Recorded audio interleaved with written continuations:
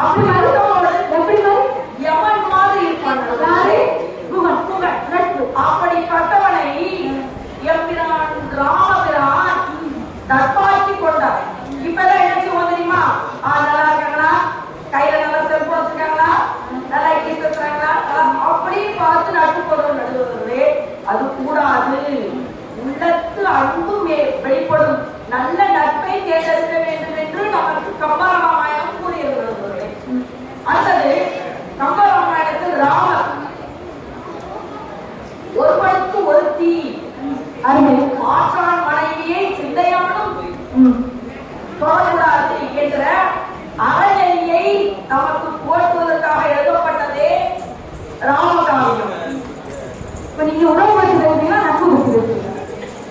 அது நட்புதான் பேச நடந்தவரே. ஆனாலும் கம்பர் எதற்காக எழுதுகிறார், எதற்காக இந்த பட்டிமன்றம் நடக்கிறது, என்ன கருத்துக்கள் நம் பிள்ளைகளுக்கு செல்ல வேண்டும், இந்த சமுதாயத்துக்கு நாம் என்ன எடுத்து செல்ல வேண்டும் என்பதை கூறுவதற்காக ராமர் சீதை நட்பை சொன்னேன். சரி, அதாவது உறவுக்குள்ளே நட்பு இருக்கு. இன்னைக்கெல்லாம் கணவன் மனைவி ஒற்றுமையா இருக்கணும் அப்படின்னா கணவன் மனைவியாக இருந்தால் மட்டும் போதாது, நட்பாக கொண்டா எந்த ஒரு பிரச்சனையும் இருக்கக்கூடாது என்பதை அப்படிப்பட்ட குகனை பார்ப்பதற்கு குடியன் நாயன் வேட்டுவன் இப்படி இருக்கிற அந்த குகனை நண்பா என்று அரவணைத்து யாதிலும் இனிய நண்பா, நீ என்னோடு இருந்து ஈட்டு இருக்க என்று அரவணைத்தார். கண்டைக்கரை கடக்க குகன் உதவி புரிந்தார். அடுத்ததாக நான் இரண்டாவது ஒரு நட்பை கூற விளைகிறேன். சீதையை ராவணன் சிறையெடுத்து சென்றார். அப்போது தசரதின் நட்பாகிய ஜடாயு அவனை தடுத்து சீதையை மீட்க வேண்டும் என்று போராடி அந்த போராட்டத்தில் தன் இலக்கையை இழந்தது மட்டுமல்லாமல் தசரதனுக்கு கிடைக்காத ஒரு மிக முக்கிய ஒரு நீர்க்கடனை ஜடாயுக்கு ராமர் செய்தார். ஏன் தந்தையாக நினைத்து உறவு நட்பானது நீர்க்கடன் யாருக்கு செய்வோம் அப்படின்னா உறவுக்காரன் மட்டும்தான் நீர்க்கடன் செய்வோம் இல்லையா சார்? ஆனா இங்க ராமர் ஜடாயு தந்தை கிடையாது, தன்னுடைய தந்தையோட நண்பர், நட்புக்கு நீர்க்கடன் செய்கிறார். அதுதான் நீங்க சொல்றீங்க. அடுத்ததாக திரிசடை அரக்கியர் கூட்டத்தில் சீதாபிராட்டி புகழ்கிறாள், மெலிகிறாள். சிறையெடுத்த ராவணன் கொடுமை தாங்காமல் புகழ்ந்து கொண்டிருக்கிறார். அப்போது அவளை தேடுபவராக, ஒரு தோழியாக, அன்னைக்கும் அன்னையாக ஒரு கதாபாத்திரத்தை அங்கு கொண்டு வருகிறார் கம்பர்.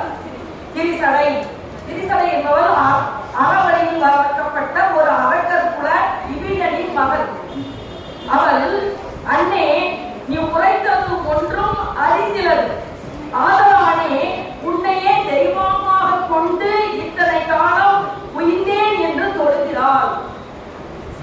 சிறந்த தோழியாக விழுகிறார், அறத்தின் சின்னமாக திகழ்கிறார், வாய்மையின் பிம்பமாக திகழ்கிறார் திரிசடை. திக்கற்றவர்களுக்கு தெய்வமே துணை என்பது போல தன்னை சீதாபிராட்டி சொல்கிறார். அடுத்ததாக அனுமன்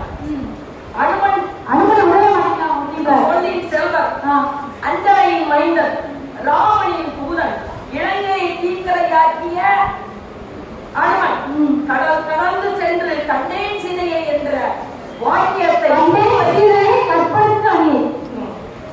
என்று சூடுரைத்த அந்த ராம தூதன் அவன் நட்புக்கு மிகச்சிறந்த ஒரு இலக்கமாக திகழ்ந்தான். அவன் நட்பு கிடைத்த பிறகுதான் ராமாயணத்தில் சீதையை கண்டு ஐயன் ராமசாமியின் தூதனானடா ராவணா என்றார். அனுமன் சௌதாபுரியை சீதையாகி இப்பிந்தை வென்றான். கண்டே சீதை என்று அனுமான் தாய்த்து நின்றான். சேனையுடன் சென்றார், வாழ சேனையுடன் சென்றார். அனுமனை கம்பராமாயணம் முடிந்து நாராயண சுவாமிகள் வர்றையா என்னோட ஓட்டத்துக்கு வருகிறாயா என்று அனுமனை அழைப்பார். சொன்னா கேட்க மாட்டாங்க. நான் ஓட்டத்துக்கு வருகிறேன், ஆனால் அந்த ராமநாமம் ஒழிக்குமா என்று கேட்பார். நானே அங்கு போகிறேன், எப்படி ராமநாமம் ஒழிக்கும் என்று கூறுவார். அப்போ நான் வரமாட்டேன், எங்கு ராமநாமம் ஒழிக்குமோ அங்கேயே இருப்பேன் என்று பூலோகத்திலே இருந்து வந்ததோடு இதை விட நட்புக்கு சிறந்த ஒரு கதாபாத்திரம். நன்றி.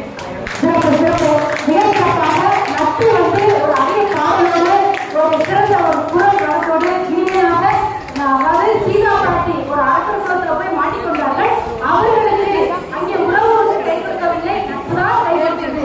உயிருடன் இருக்க காரணம் யார் என்ற உயிரையே தடுத்து நிறுத்தியது நட்பு என்று மிக சிறப்பாக சொல்லியிருக்கிறார்.